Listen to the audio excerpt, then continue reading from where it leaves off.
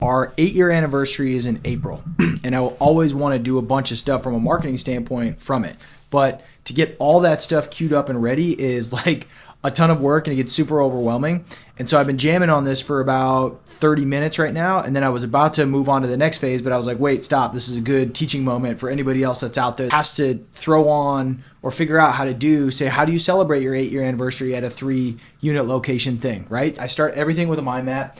I've got the central piece here in the middle. Then I've got, all right, content. I got content ideas. We're promoting some people, so there might be a story there. I've got some legacy coaches that have been with us a while. There's some stories there. I've got some Allegiate-based stuff, but then it's like, oh, wait, I got my personal aspect as well. There's probably storytelling or some favorite moments from Allegiate. It could be the events that we've put on, or it could be training blocks. And then I'm like, all right, thinking about what are some business lessons that I've learned in 8 years. So then I kind of go down my own personal content rabbit hole. Then I, scale it back. I'm like, all right, promotions. Let's do some new member specials. Maybe there's something we want to do with current members. We've got our referral swag pack, which we're thinking about doing with ASRV. What about supplements, right? So there's like all these kind of promotion ideas that come out. Then with like, hey, could we run an ad campaign and generate some new memberships by promoting this, like, hey, celebrating 8 years of strength. And then I'm like, wait, we need a theme for this thing. Like, what should the theme be? It would be really cool if we could wrap all of this stuff in like a container. And then I'm like, all right, could it be timeless? Well, infinity, right? Because we're hitting 8 years. You flip it on the side, it kind of has that infinity bit. Quality and consistency. Then I'm like, there be a tagline? Could it be we're still here, or scaling, or just getting started, or getting strong, or staying strong, or tough, or grit, right? But you see the point. I'm just letting all that stuff flow, and it'll live here because one, it's going to be out of my head, but two, it might lead me on to something else that ends up being a beneficial idea. Then we've got our attendance challenge. We're going to do an analytics challenge where we're getting all the members to not only participate and get their 3 to 4 sessions a week, but also tracking their data. And if they get it, they get the challenge coin and the sticker and that kind of thing. We've got an event going on. We're going to do a bar tab at Shellback, the local bar. Then I'm like, wait, it could be cool because we always do the t-shirts that maybe we should, our 8-year anniversary or 7-year anniversary t-shirts, should we do the bucket hat like Shellback always has the trucker hat, which is like a classic South Bay look. Maybe we do a little spin on that, but with Allegiate, and everybody wears it to the Shellback event and we get photos. And like, now you're kind of thinking, if you're ahead of it enough, like, wow, those would be some really cool community-based organic moments if we could get ahead of it, right? So you step back, you see all this stuff, and then I'm like, going into Asana and I'm starting to calendar stuff. I'm like, wait, there's one more step I need to do first. I need to take it from mind map, move it into an outline, send it to the key stakeholders and get some feedback on it, talk about kind of who can do what, and then we start to move it into the calendar. Because I was going from mind map to calendar, and I'm like, wait, this is not what I need to do. I need to first get it into a place where I can talk about this with other people in an easy to digest format. Because if I send people a mind map, they're going to be like, what the hell is this? But in the overall process of like putting on something like this, start this way, then move to an outline format, talk about it with your team. Everybody agrees, give feedback on XYZ, then you start to move it into like, all right, who's responsible for what? In my perfect world, I would have enough of a team where everybody's proven themselves capable enough where we could just assign them, you handle the attendance challenge, you handle the merch, you handle this. And we're not quite there at that part yet, though we're close. And now it's like, what are the delegation systems and pieces that I need to get in play? Because it's one thing just to say we're going to do this. It's another thing like, hey, did we announce this with enough time for people to get RSVPs? How are we collecting RSVPs?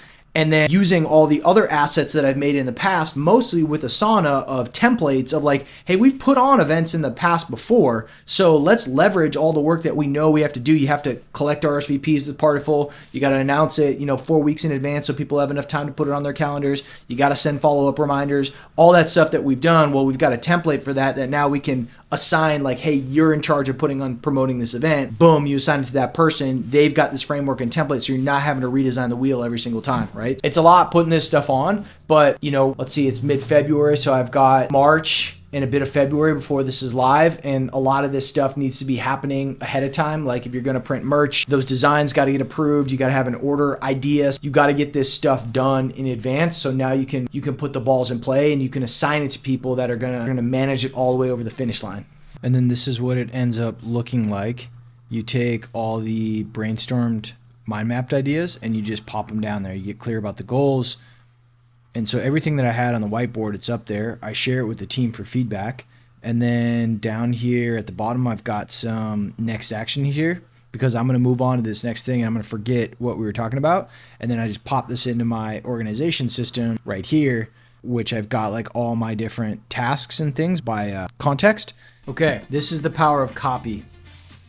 I'm working on the billboard for Q2, right? What we also got going on for Q2 is the 8-year anniversary. And I'm not sure how my muse came up with this, but you know this billboard right here? So we play on that by doing this. But here's the thing. Watch this change, because remember, it's our 8-year anniversary, right?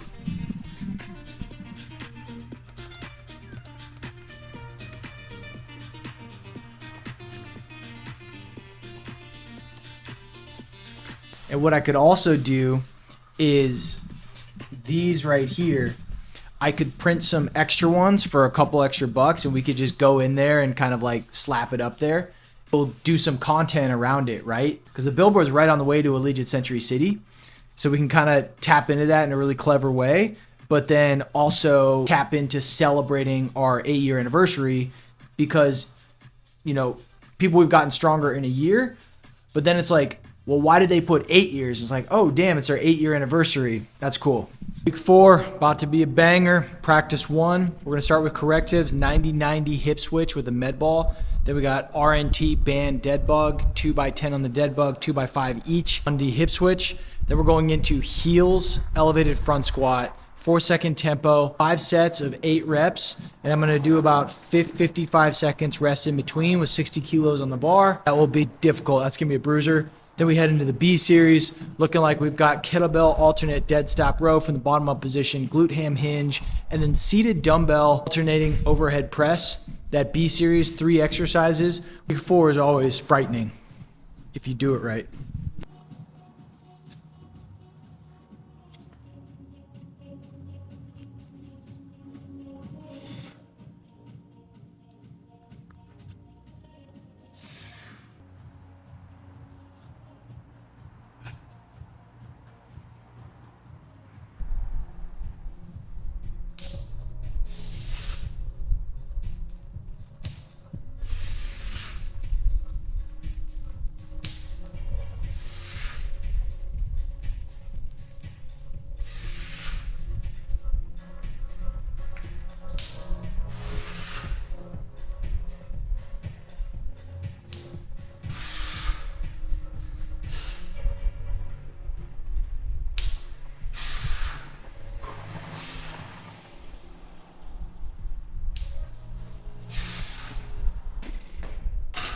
About to hit set number 5. Definitely difficult. Looking at 55 seconds in between sets. Week 4 of doing this. Really difficult. Mind doesn't want to do it. Body is fine. But just a reminder of like, get in here and train because you learn and test things that you don't test other places. Differentiation. Do you have true differentiation or is it just differentiation in your head? In our world, we say expert coaching. Though true, it's not true differentiation because everybody else claims to have expert coaching. Communicating it in the marketplace to people that are going to understand it, expert coaching is probably not going to be the thing that speaks to true differentiation. So we have the nicest equipment in the industry. And in the boutique fitness space, there is no brand that's offering the caliber of equipment that we have. How can I take that a step further, right? So I wrote fat grips, I wrote heels elevated baseboards for squatting, I wrote tempo, and I wrote cars, corrective exercises before the session. So all those things we're doing in our program that are not being done in other boutique concepts. The broader umbrella term for that is probably programming and also overlapping with expert coaching. But how do you take into consideration when you speak about differentiation of weight room design, of sequencing of movements, like doing corrective exercises before going into certain movements in the weight room? These are program design decisions that are differentiation. But I feel like saying the program's so great isn't detailed or specific enough to really underline or get to the heart of what makes it differentiated. And I think by giving some of these specifics, these are examples. And then the last part of my note was, it's not a permanent moat, but right here, right now, it's differentiation. So if a concept comes out and they copy exactly what we're doing, it's no longer the same differentiation because the competitor's doing it. But right here, right now, it is differentiation. And I feel like in some senses, the most important thing is, who are you communicating the differentiation to? Is it to investors? Is it to prospective clients? And once you know your true differentiation, how can you write a story and frame it in such a way that you can sway or persuade the party that you're speaking to? Also pretty cool, I heard back from Hormozi's executive assistants, and they said that we'd like to extend an offer for you to come to the scaling workshop, which is exactly what I asked for in my handwritten letter to them. So I got that text yesterday. I'm super fucking fired up. I'm not sure if it's clear if this is gonna be a comped, like homie discount free ticket, or if they're kind of like bypassing me through the qualification process, but I still have to pay $5,000. So instead of asking, I just kind of like played it like, oh my God, thank you so much. This is gonna be so awesome. I can't wait. Here are the dates that I would love to go. And then as we get further along in the process, if it comes down to like, yo, so here, submit your card for payment, I'm gonna be like, oh, yo. Because again, though I like totally could get the value out of it, and am I gonna get that money back in the future? Probably yes, because I believe if is free content, and their free content is what it is, imagine what their paid stuff is, and plus you can personalize it more to you. But I just, from a cash flow standpoint, that wouldn't be something that I'd be able to spend right now. So I'm really hoping that will comp it. But the cool thing is that he read the letter and he read the note and they followed up. And so like, I'm just appreciative of that. I'm proud of myself for shooting my shot. I'm proud of myself for not getting too worked up when I was like thinking about like, oh my God, did he read the note or not? You know, like you send an email to somebody and you're wondering if they opened it or not. And you're like, oh man, should I have not put a comma there? Or should I have put a comma there or whatever? Or like, oh my God, they probably think I'm so stupid because maybe I said hi instead of hey, like just little things like that. You know what I mean? It would be really cool to be able to go to that, because I think it'd be literally the perfect jolt of inspiration that I need, and a lot of the learnings that I need when I'm talking about scaling. And just to be in a room full of other people that are all focused on that too. Like that's my people. Like that's what I obsess about all the time. It's all what I think about. It's like my family, my business. And it would just be really awesome to be in a room of other people that are like-minded like that, and in the same plateau and phase of life, trying to hit up to that next level. You'll have the benefit of planning your work on your Friday. You're gonna say, I'm gonna do these things next week.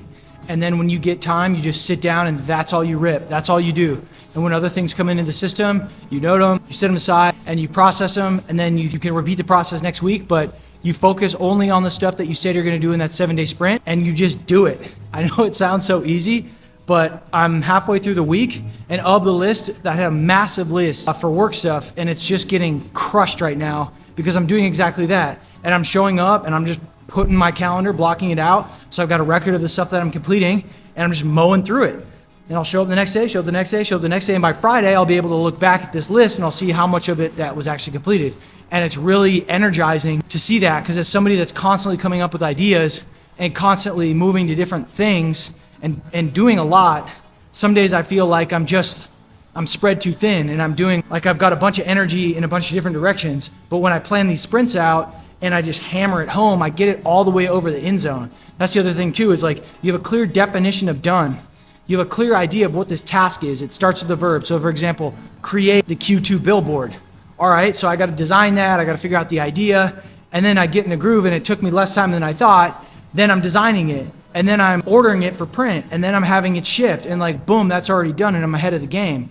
And it took, an hour and a half, but in the past I would delay. And this like framework of doing my work in sprints as a creative type of person has been like extremely helpful. Now the only thing I got to do is stay consistent.